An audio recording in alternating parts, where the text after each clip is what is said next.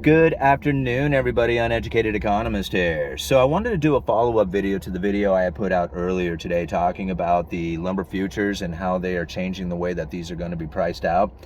A lot of people still ask me and still tell me, yeah, but all the rest of the building supplies are still incredibly expensive. Just because lumber come down doesn't mean that things are trending in a new way. Don't fall for that, right? Things are definitely coming down. They're coming down in a lot of materials, and I am noticing it in like very common items. Lumber, plywood, starting to see it in siding. Today, for example, which I wanted to bring up to you was the Cedar Shingles, right? Now, Cedar Shingles is a pretty popular siding here in the Pacific Northwest. Generally, it's a Western red species. You can get it in other types, like there is Alaskan yellow cedar that you can get it in. But generally here in the Pacific Northwest, we deal with Western red cedar shingles. Now, I remember when I was a kid, when I would sell these things at the lumberyard. I mean, I've been working lumberyard since I was 18 years old when I was in high school.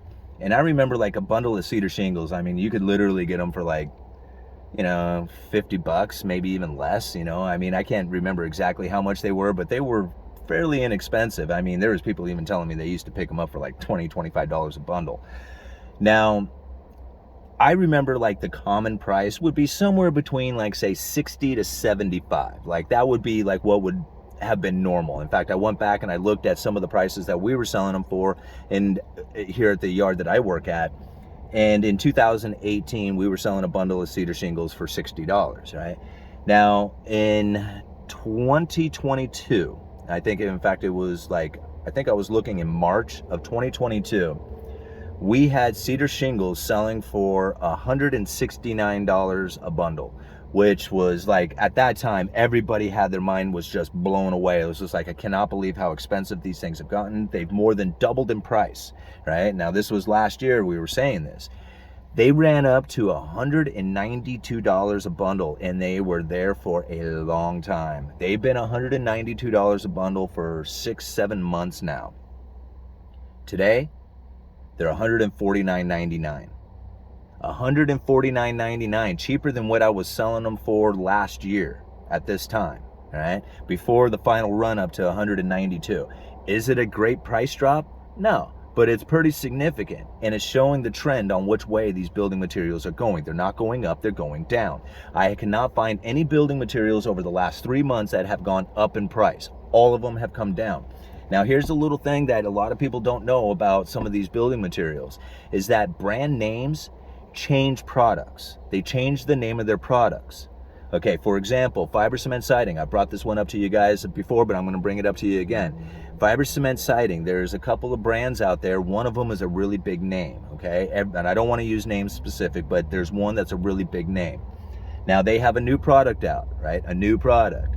It's a little cheaper than the previous ones. It's more cost effective for, people to get into inside their house and not have to pay the higher price that ran up during the pandemic and everything else.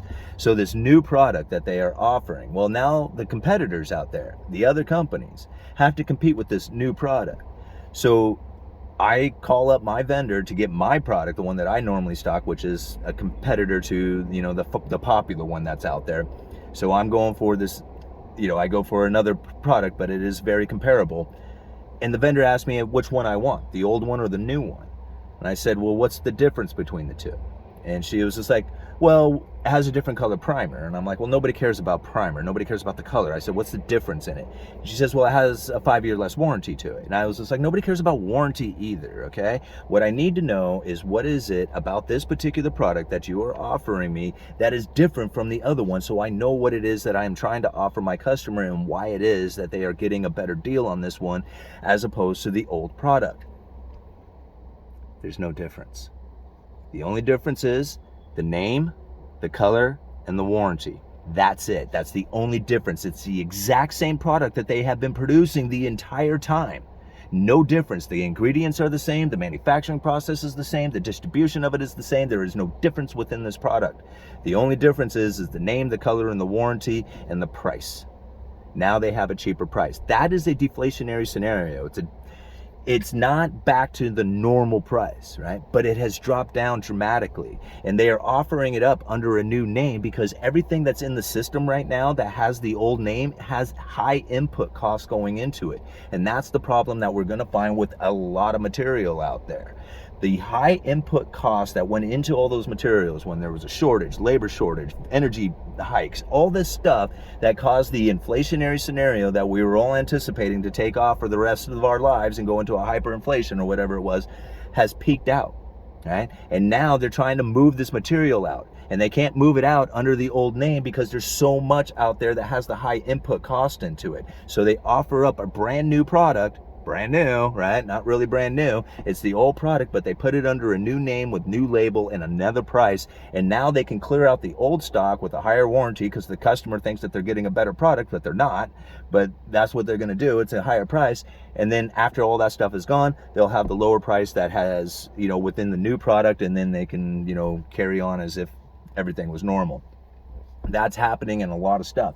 You also have to think about lead times. Anytime that you add length to the time that you have to wait to get the product, that is money. Time is money. And if you are building a house and, every minute, every day, every, moment of that house that waits to be completed is money out of the builders and developers' pocket, right? That is definitely a situation in which that caused a lot of the housing prices to go up was the lead times on these things.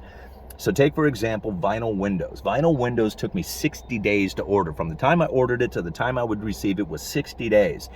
And the price shot through the roof. Now, the prices haven't come down, not that I can tell, but the lead time went from 60 days, I'm talking 2 months, down to 15 days. In fact, I was able to order some windows and get them even less time than that. It took like 13 days to get them in. But now we're down to 15 days.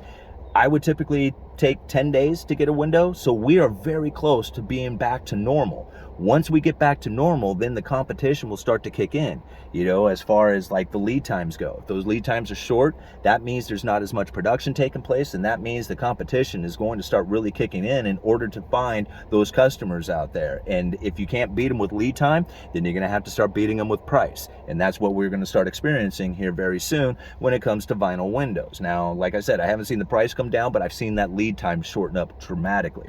The only thing that would counter that is if we had a rise in builders actually starting new projects. That is coming. Now, I haven't seen it yet, right? But I have definitely seen an increase in the amount of people who are interested in starting new projects. Now, you think about it, from the moment that you make the decision that I'm going to do this project, if you are dealing with banks, if you're dealing with builders, if you're dealing with like subcontractors, you're dealing with supplies, this adds a lot of time to the process of getting started. So from the moment that you actually decide that you're going to build a house to the moment that you are actually building a house, can be up to like 6 months, maybe even longer, as you're trying to work with the logistics of trying to get these homes built. Now, I know a builder who pays for everything in cash. The moment that he decides to build a house, he starts right now. He gets the permits and he is on the move and working it. That's very rare. Not too many builders operate in that fashion. There are some, but it's not as common as it would be like to drive like the builders into like more production, right? Most of them have to deal with banks, they have to deal with subcontractors, they have to deal with a lot of stuff out there, and they're not necessarily dealing in cash. And so that adds lead time. So the time that they decide to start to the time they're actually building will be 3 months to 6 months down the road. That's what we have to think about. The sentiment has increased, right? It's gone positive. We talked about that in the previous video. So this now is going to get people into the idea of getting new homes built. This is the very start of it. This is the trend change that is happening. A lot of people will argue with that, saying, no, housing market boom is no way going to happen. We are in total crash. There is, all this stuff out there. Has anybody ever thought about like maybe just maintaining? That's really what we see. Like, it's not crashing, it's not rising, but just a plateauing. Is it possible? Has anybody ever considered that? That's all I'm saying. All right, Uneducated Economist, you let me know.